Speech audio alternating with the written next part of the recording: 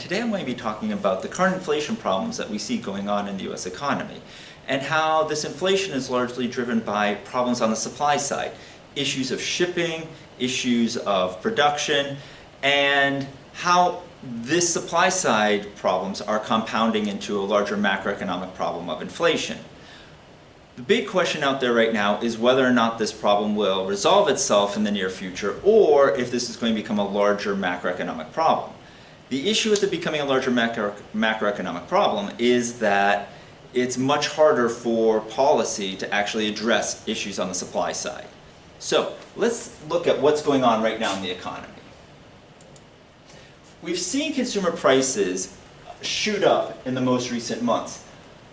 Now, before that, consumer prices went down during the pandemic because people were spending much less money and the economy was in some ways shut down. But for the American economy, as it's recovered, consumer prices have gone up. And to give you an idea of our baseline for inflation, the Federal Reserve aims for a 2% level of inflation. So currently inflation is running above 5%, and that's a little bit worrying. Will this continue? Will it get worse? Will it resolve itself? Is the big question economists are asking themselves right now. Now, the issue overall for the economy is that the economy, for the American economy, it's recovering from the pandemic, and we're seeing a surge in consumer demand as a result of that. That was kind of expected. However, large parts of the world, especially East Asia, are still dealing with the pandemic, and that's slowing down their economies, especially in East Asia where an awful lot of the production of our goods comes from. Also, global supply chains mean that production of goods requires a smooth movement of goods around the economy. I'll go into details about that in just a minute. The thing I'll be kind of concluding with is that economic policy is based on demand-side management, and we really do not have any good tools for dealing with supply-side problems. Now, I will be talking about this in regards to, or within reference, to the aggregate supply, aggregate demand model, where aggregate demand is basically all the ways that goods are used in our economy, between consumption, government spending, investment, and also net exports, and aggregate supply, which is the production side of things. Normally, when the economy is working well, all of the economy is in equilibrium, and that gives us a steady level of inflation at full employment. The pandemic has been a huge shock to the economy, and we're still in the recovery period of trying to figure out where inflation is. I'll be coming back to talk about this and talk about how issues in the supply side are actually driving inflation. Now, the two things to think about here, and these are really big in the news right now, are the COVID pandemic in East Asia. It's stopping production. Right? As the Wall Street Journal pointed out, surging COVID-19 cases hammer Asian factories.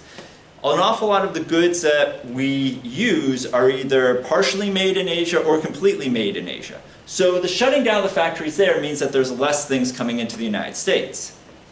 In addition, we have had a record backlog of cargo ships at California ports backing up. Each of these cargo ships contains lots of things, and that also creates a huge supply side problem, not only for finished goods, but actually for intermediate goods being produced in the economy. Now, to understand why these two factors matter a great deal and how small shutdowns in production in Asia and also some shipping problems can lead to a big economic shock, you need to understand a little bit about how global production and the supply chains work. Basically, whenever we have a finished product, it's actually made up of lots of parts of the product, followed by lots of raw materials. And the way global supply chains work is all this stuff is funneled down into the finished product. This means that any disruption of any part prior to the completion of the finished product means that the finished product can't actually be made. For example,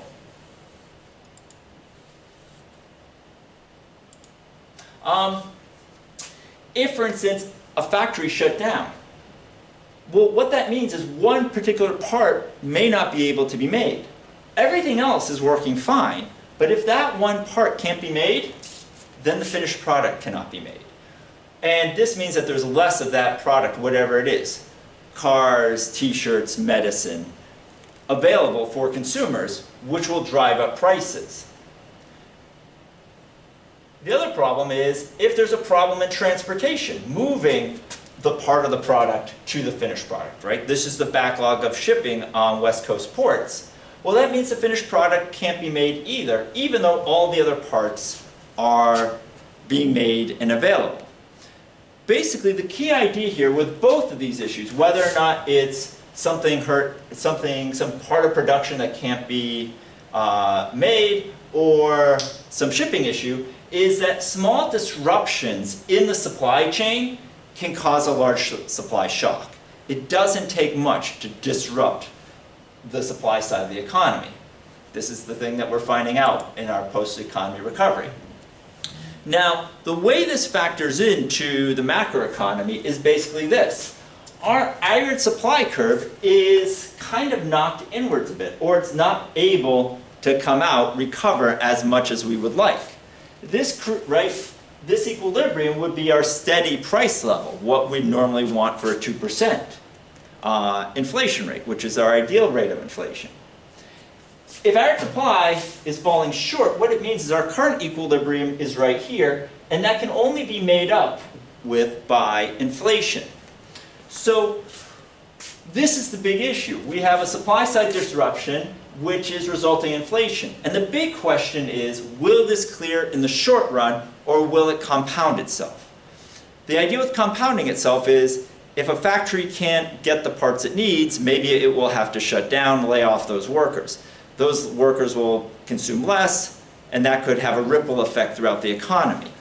New York Times already reported in early October that fears of a bottleneck recession, house shortages are hurting Germany.